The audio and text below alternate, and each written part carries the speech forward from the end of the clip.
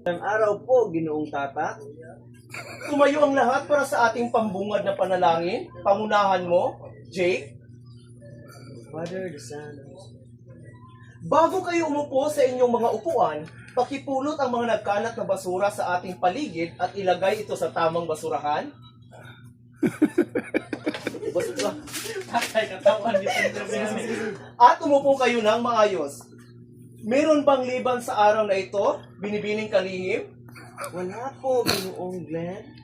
Masaya akong malaman na walang liban sa araw na ito at batid kong gusto niyong matutunan ang paksang ating tatalakayin ngayon. Bago tayo dumako sa ating bagong paksang tatalakayin ngayon, ay babalikin muna natin ang paksang tinatalakay natin kahapon. Ito ay gagawin nating isang activity na tinatawag nating Toss the Ball Game. Basahin ang mga panuto, Jay.